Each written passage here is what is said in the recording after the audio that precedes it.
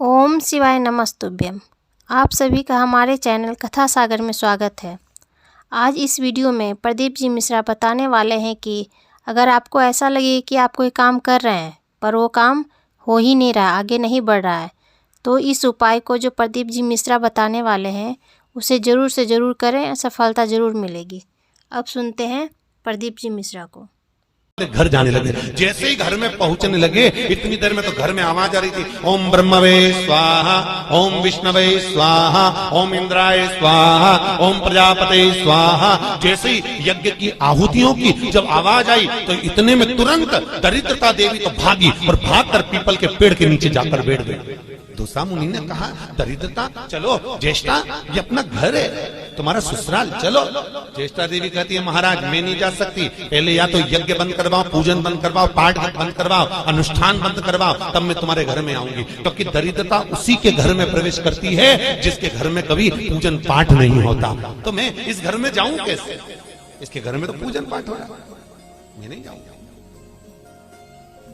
भगवान नारायण ने लक्ष्मी जी से विवाह कर लिया। दुस्सहा मुनि की पत्नी दरिद्रता पीपल के पेड़ के नीचे रहने लगी। इसलिए हमारे यहाँ हिंदू धर्म में पीपल का पेड़ घर में नहीं लगाया जाता, क्योंकि उसके नीचे कौन रहती है?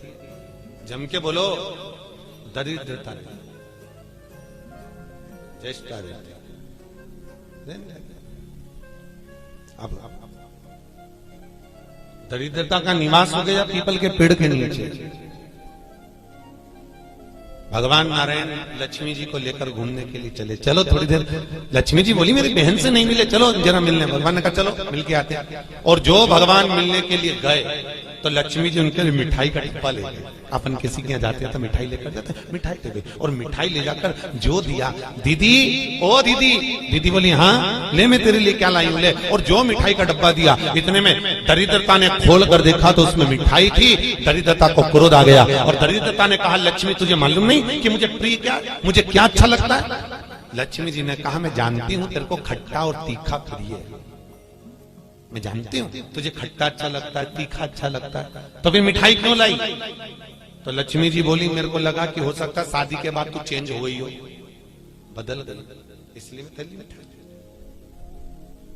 मिठाई का डब्बा उठाकर फेंक दिया दरिद्रता। और दरिद्रता ने फेंका। भगवान नारायण देख रहे थे। लक्ष्मी जी ने कहा चलें। भगवान विष्णु के चलो, चलिए। ये दरिद्रता को खट्टा और तीखा प्रिय है और लक्ष्मी को जम के तो बोलो मीठा है। इसलिए हमारे हिंदू धर्म की रीति है, आज भी दुकान के बाहर, घर के बाहर नींबू मिर्ची टांगी जाती है। मिठाई रसगुल्ले नहीं, क्या टांगते हैं? नींबू मिर्ची। और मिठाई कहां रखी जाती है? घर के अंदर। तीखा और खट्टा बाहर और मिठाई अंदर। उसका केवल, कई लोग कहते हैं नींबू मिर्ची इसलिए टांगते हैं नजर नहीं लगे। नजर नहीं, लक्ष्मी और दरिद्रता ये दोनों बहन का नियम है। प्रतिदिन सुबह से लेकर शाम तक ये प्रतिदिन घूमने के लिए निकलती है। प्रतिदिन ये इनका काम ही है घूमना, दोनों बहनों का, दरिद्रता लक्ष्मी का।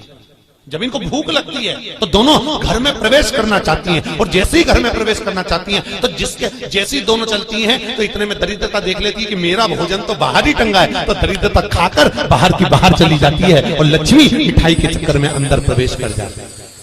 लक्ष्मी लक्ष्मी अंदर प्रवेश कर।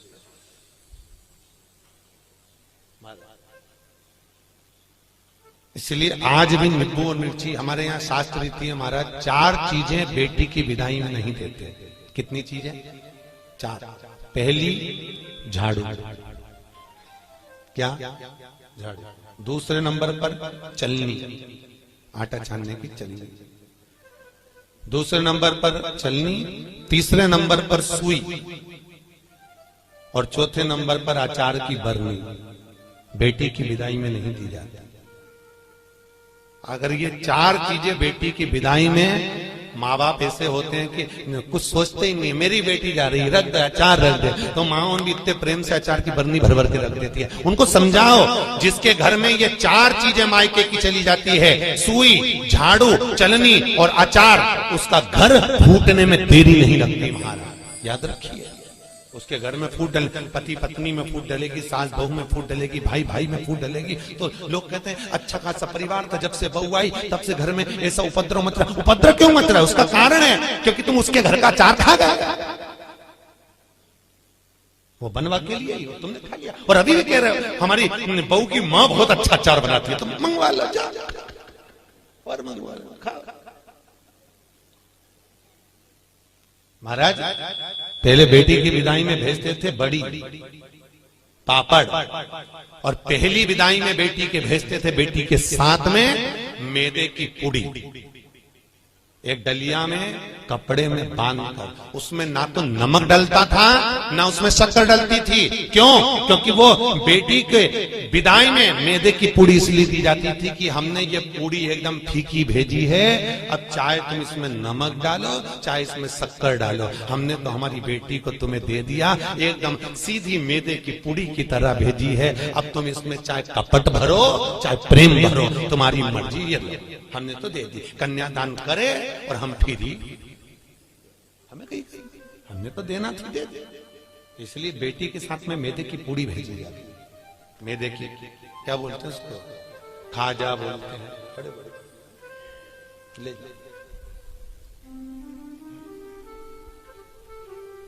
खट्टा तीखा नहीं देते। अब तो पहले तो ब्राह्मण की थाली में भी खट्टा नहीं परोसा जाता था, और तीखा भी, मिर्ची भी इतनी नहीं डालते थे कि ब्राह्मण की थाली में तीखा। आज के जमाने में तो पंडित लोग ही कहते थे लाओ जरा अचार हो तो लिया बनी का,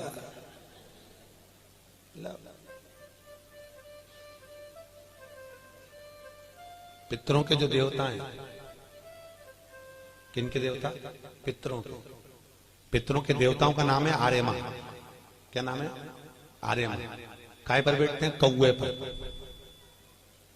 काय पर बैठते हैं? कौवे पर।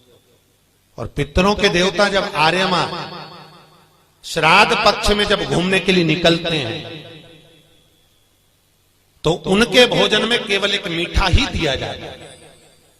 आज के जमाने में सब्जी बनने लगी साफ श्राद्धों में, नहीं तो केवल खीर और पूरी बनती थी, गुलाब जामुन रसगुल्ला बनता था, ये बनाकर खूब खिलाते थे, मंगोड़ा बनता था। पर अब सब्जियां बनने लगी, अब तो लोग श्राद्ध में भी अचार परोस देते हैं। पर कितनी वर्ज्यता है महाराज, कितनी वर्ज्यता। श्राद्ध पक्ष में अगर राई से तुमने सब्जी को छोक दिया, कैसे छोका है? राई से सब्जी को अगर छोक दिया और वो सब्जी और पूड़ी तुमने छत पर ले जाकर पटक दी, तुम कितना भी कौवा को बुलाना, कौवे का बाप नहीं उसको भोग लगाएगा, लगा ही नहीं सकता। कितनी भी तुम सब्जी अगर राई से छुकी है, और अगर राई बिना सब्जी है तो तुम पटक कर जाओगे, कौवा आएगा और लेकर चले जाएगा, बुलाने की भी जरूरत नहीं है कि तू आ और खा, तुमने पटका और खा कर जाएगा। महाराज तुमने डाला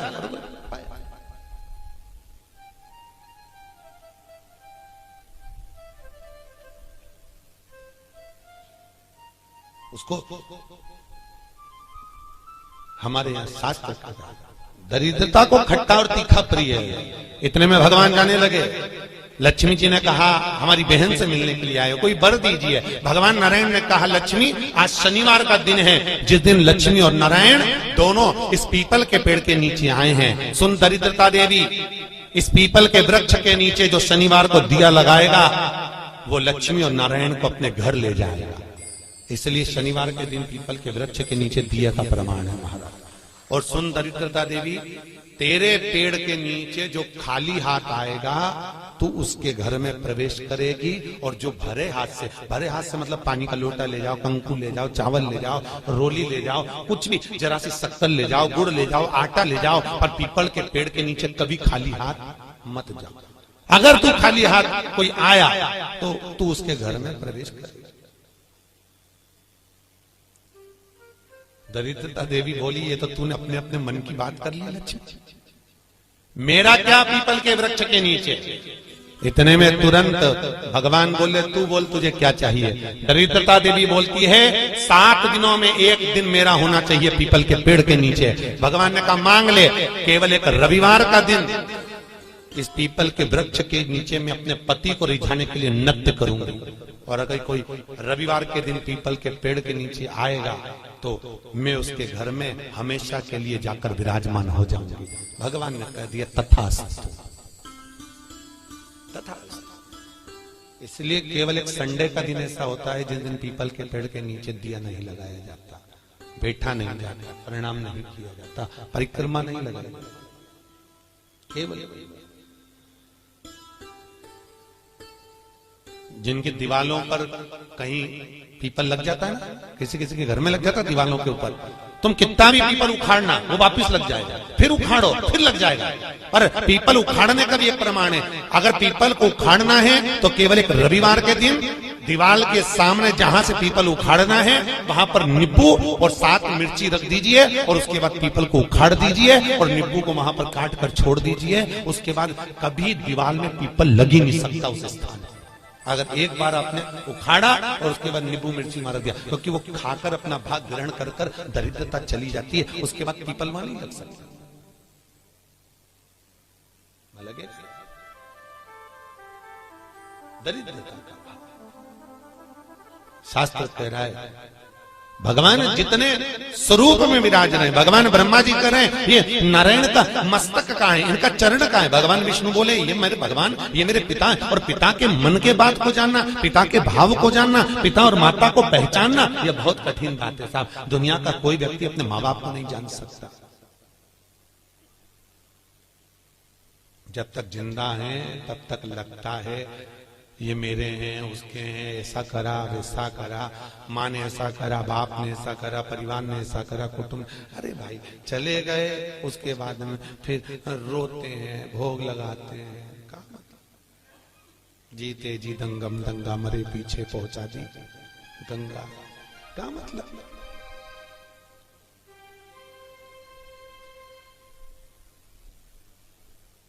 बड़ा भी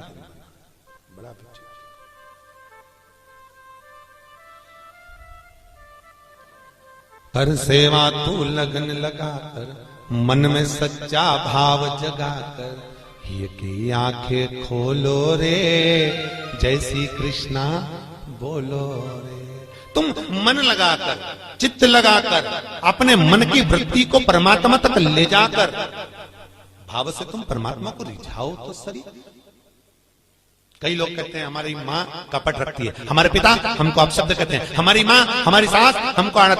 बोलने दो, उनको बोलने का काम है, बोलो। और याद रखना जितनी जितनी तुम्हारी बुराई होगी तुम उतने उतने स्वस्थ होते चले जाओगे, उतने प्रसन्न।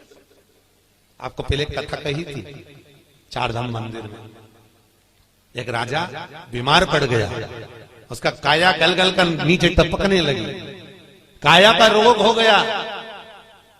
राजा ने सारे डॉक्टरों को दिखाया, इलाज नहीं मिला। तब गुरुजी के पास गया, गुरुदेव मेरे को बीमारी हो गई। गुरुजी बोले डॉक्टर को दिखाया, हाँ गुरुजी, पर मैं ठीक नहीं हुआ। गुरुजी ने कहा तेरा बड़ा भाई था कहाँ है? तो कि वो तो मर गया। भाभी है? हाँ। कहाँ है? राजभवन में। एक काम कराकर चुपचाप से किसी को मालूम मत पड़ने देना, भाभी के कमरे के बाहर जब भाभी सो जाए तो चटाई डाल के रजाई ओढ़ के सो जाओ, ठीक हो जाऊंगा। हाँ। अब गुरु तो ऐसे आड़े टेढ़े उपाय बताता है, गुरुओं का तो काम ही। गुरु तो गुरु, बस उन्होंने तो बोलना था बोल दिया।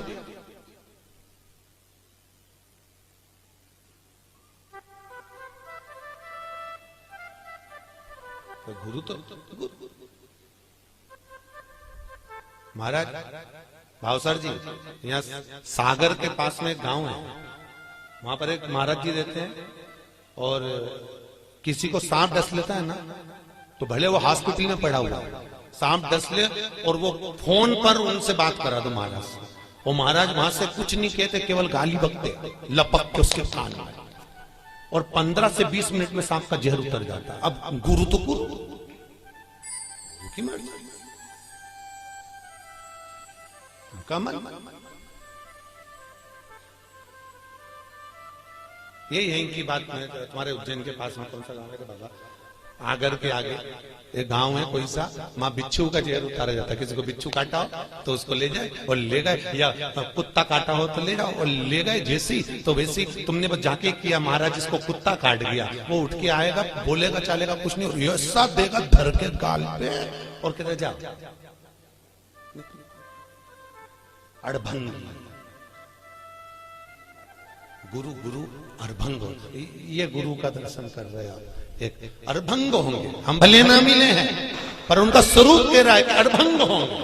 जा चल मैं बैठ जा, गुरु अड़भंग।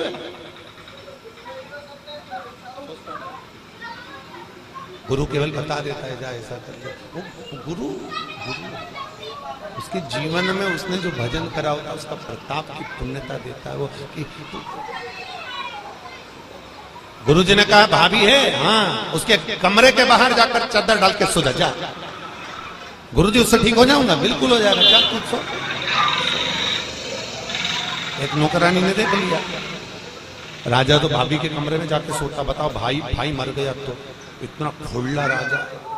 उसने दूसरी नौकरानी से कहा, दूसरी तीसरी से कहा, तीसरी चौथी से कहा, पूरे नगर में बात हो गई कि राजा इतना कपटी इतना खोला कि भाभी के कमरे में जाके सोता, भाई मर गया। पूरे नगर में बात हो गई, लोग थू करने लगे और राजा का शरीर एकदम बढ़िया चकाचक हो गया, एकदम बढ़िया। राजा नारियल लेके गुरु जी के पास गया, गुरुदेव मैं ठीक हो गया। पर गुरु जी मैं ठीक हुआ कैसे ये तो बता दो। गुरु जी ने कहा अरे राजा तेरे पाप इतने बढ़ गए थे कि तेरे शरीर से टपक टपक के गिर रहे थे। उन पाप को समाप्त करने के लिए मैंने चारों तरफ तेरी इतनी बुराई करवाई कि तेरा पाप कट गया, और पाप कट गया तो तू ठीक हो गया। तो याद रखना, तुम देखना एक बहू और एक सास, बहू की उम्र 25 साल की रहे, 30 साल की रहे तो कहीं उसका घुटना दुखे, कहीं कमर दुखे, कहीं पीठ दुखे, कहीं सिर दुखे, 24 घंटा बहू का कुछ ना कुछ दुखता ही रहे। और एक बूढ़ी सास 70 साल 60 साल की तो भी मंदिर दौड़ के चली जाए, चकाचक घूमती फिरे, ना हाथ दुखे ना पांव दुखे। तो कई बहुओं को लगे हमारी सास तो देखो गजब की साहब, 70 साल अभी भी महाकाल की आरती करे, अभी भी मंगला करे, अभी भी दौड़ी जाए और अभी भी ऐसा कर ले, अभी भी वैसा कर ले। तो कारण क्या है उसका? केवल इतना सा कारण है कि बहू सास की इतनी बुराई करती तो सास चकाचक होती चली जाती एकदम बढ़िया।